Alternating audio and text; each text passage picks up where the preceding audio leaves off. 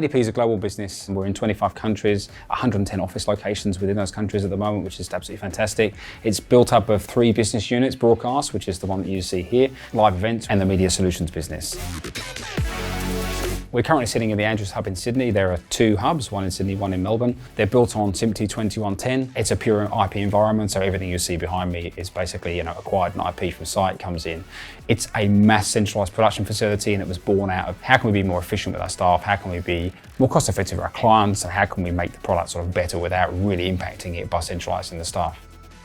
For NEP, the move from HD to UHD could have been pretty scary, right? We are an IP facility, so the infrastructure itself is based around 100 gig infrastructure, so the move from HD to UHD in terms of networking was not huge, but the move in terms of creating signals for monitors and stuff that you see behind me could potentially have been larger, but was made very, very easy.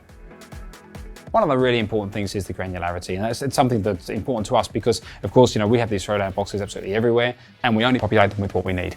We're talking one SFP that can be a 1 in, 1 out, 2 in, 2 out, it could be a quad split, it can be a blank with just processing on it. And we can put them anywhere. Because we're running a big network, what you see behind me is basically one enormous network.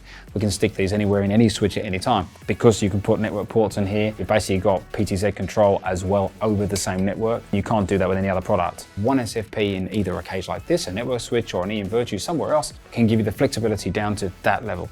So you only buy what you need. And in terms of scalability, it's infinitely scalable because you can either add more and more of the EM6s, more and more of the SFPs into either switches, EM6s, or into the EM Virtue, which we now have quite a bit of. And the EM Virtue is indefinitely scalable.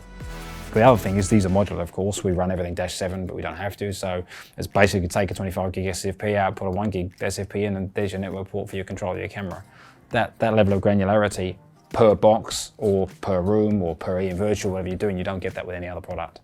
But we pushed this even further because we were using it for SDI encapsulation and de-encapsulation, which was important because the cameras were all SDI, but we also used this to create the multi-views. It's super fast to throw that down, plug a bunch of cameras in, and of course, because it's IP, it comes up on the network straight away, off you go.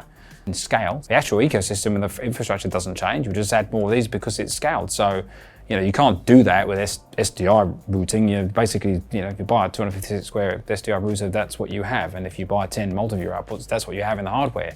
With these, you just keep on adding them and adding them and adding them and adding them.